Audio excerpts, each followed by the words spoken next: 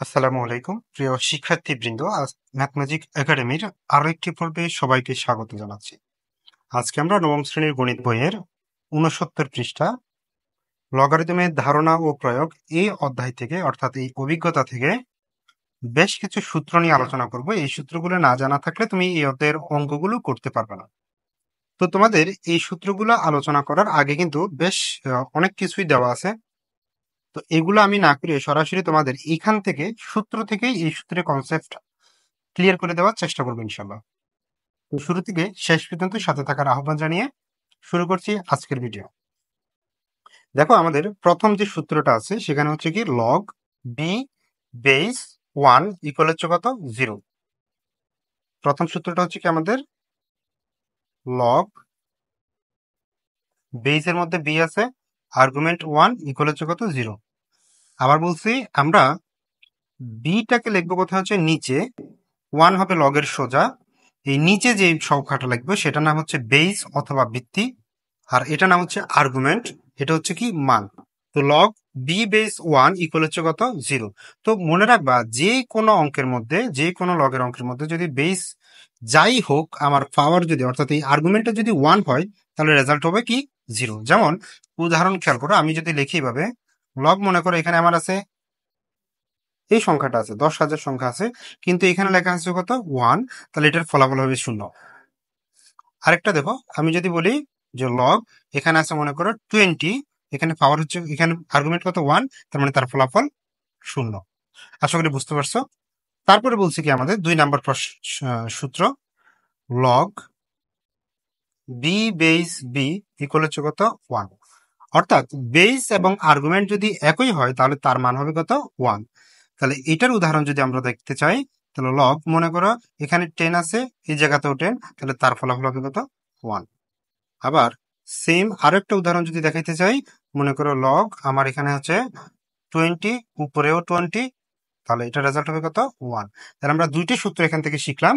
একটা হচ্ছে আমার আর্গুমেন্ট যদি 1 হয়, বেস যাই হোক আর্গুমেন্ট যদি 1 হয় ফলাফল হচ্ছে 0।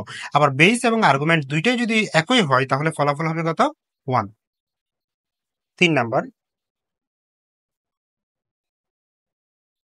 3 নঙে আমার বলছি কি দেখো log B base a b equal হচ্ছে কি log v base a plus log v base B.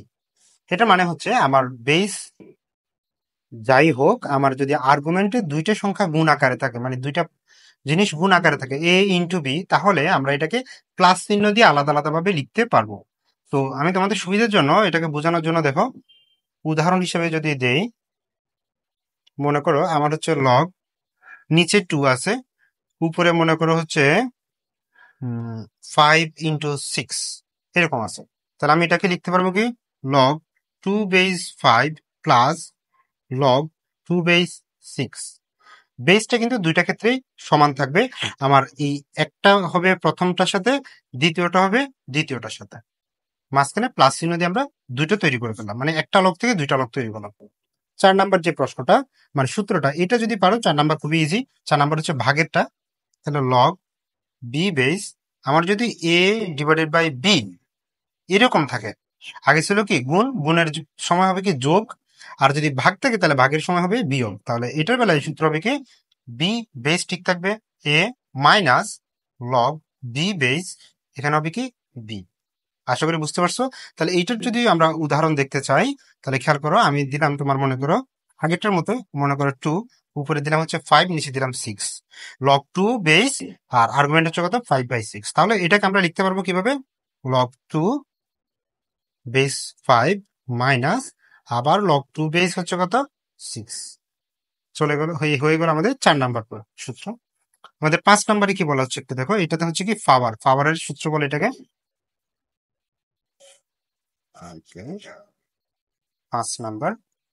5 নাম্বারে আমাদের বলা হচ্ছে কি লগ বি বেস এ পাওয়ার হচ্ছে কত এক্স, অর্থাৎ বেস আর্গুমেন্ট তার উপরে পাওয়ার। তো এই ধরনের যখন আসবে, এই আকৃতির যখন লগ আসবে তখন তোমরা কি করবা, এই পাওয়ারটাকে সুন্দর মতো সামনে নিয়ে আসবা, তাহলে এক্স আগে চলে আসবে, লগ বি বেস এ। এ হচ্ছে আমাদের সূত্র। কি করছে আবার একটু খেয়াল করো, আমার যদি পাওয়ার থাকে, পাওয়ার যুক্ত কোনো পদ থাকে, তাহলে আমরা পাওয়ারটাকে কোথায় নিয়ে আসতে পারবো, সামনে নিয়ে আসতে পারবো। তাহলে এইটার উদাহরণটা যদি একটু খেয়াল করো, এটার উদাহরণ মনে করো লগ, আমার এখানে বেস হচ্ছে কত 2, আর এখানে মনে করো হচ্ছে 5 স্কোয়ার। ওকে, তো আমার কি আছে, 5 এর উপরে স্কোয়ার আছে। তো আমি কি করতে পারবো এখন, এই যে সূচক অর্থাৎ পাওয়ারটাকে আমি সামনে নিয়ে আসবো, তারপরে লগ 2 বেস 5 এভাবে লিখে ফেলতে পারবো।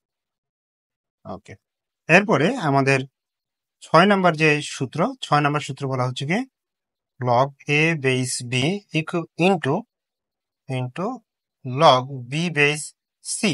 এরকম যদি হয়, দেখো এই টাইপের যদি কখনো আমাদের সামনে আসে, যেখানে আমার একটার আর্গুমেন্ট আর একটার বেস দুইটা সমান, দেখো একটার আর্গুমেন্ট আর আরেকটার বেস এই দুইটা জিনিস কি সমান, তাহলে আমরা আর্গুমেন্ট এবং বেসটা বাদ দিয়ে এ এবং সিটাকে একবার নিয়ে আসবো, লগ এ বেস সি, সরাসরি দুইটা থেকে একটাতে চলে আসবে। আবার বলছি, আমার যদি বেস, একটার বেস এবং আরেকটার আর্গুমেন্ট সমান হয় এবং দুইটা লগই গুণ আকারে থাকে, তাহলে আমরা বেস, এই যে আর্গুমেন্ট এবং বেস এই দুইটা বাদ দিয়ে দিব, লগ লিখবে একটা, এ পাওয়ার হবে কত সি, এ আর্গুমেন্ট হবে সি।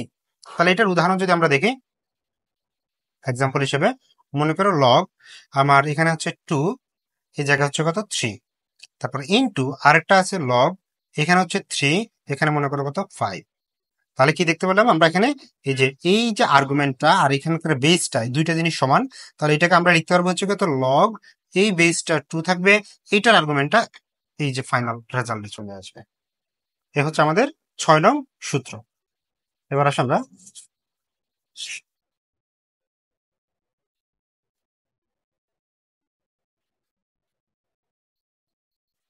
7 নং সূত্রটা একটু দেখি আমরা। 7 নাম্বার সূত্র বলা হচ্ছে কি বি, এটার পাওয়ারও কিন্তু এটা লগ বি বেস এ ইকুয়াল হচ্ছে কত, ভালো মতো বুঝো, এখানে কিন্তু একটু বুঝার বিষয় আছে। আমার এই বিটার পাওয়ার হচ্ছে পুরা জিনিসটা, যেরকম আমরা লিখি না, এই যে মনে করো আমরা এইভাবে লিখতে পারি না অনেক সময়, এ টু দি পাওয়ার এক্স, এর পাওয়ার হচ্ছে কত এক্স। এখন আমার এই যে এর পাওয়ার এক্স না লিখে কি লিখছে, লগ বি বেস এ, মানে পুরো একটা লগের অংশটাকে পাওয়ার বানাই দিলাম। তখন আমার কি হবে, সব বাদ, এখানে যে আর্গুমেন্টটা থাকবে সেটা হবে আমার রেজাল্ট। তো এটার এক্সাম্পল যদি খেয়াল করো, দেখো এক্সাম্পল যদি আমি দিই, মনে করি এখানে একটা 5 আছে, 5 এর উপরে, 5 এর উপরে সাথে না কিন্তু, 5 এর উপরে লগ হচ্ছে মনে করো 2 আর হচ্ছে 3, লগ 2 বেস 3 এরকম আছে। তাহলে এটার ফলাফল কি হবে, ও সরি একটু বলেছে এখানে 5, এটাও কিন্তু 5 হতে হবে, দুটো জিনিস সেম হবে।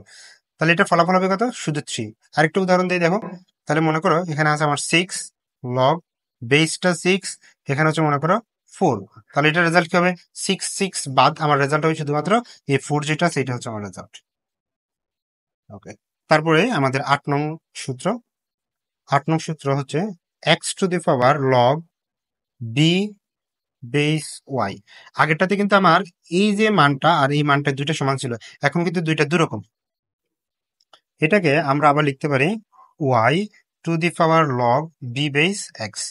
একদম ইজি একটা সূত্র, খেয়াল করো, আমার এক্স এর পাওয়ার যদি লগ বি বেস ওয়াই হয়, তাহলে ওয়াই এর পাওয়ার হবে লগ বি বেস এক্স, মানে দুইটা জিনিস একই কথা।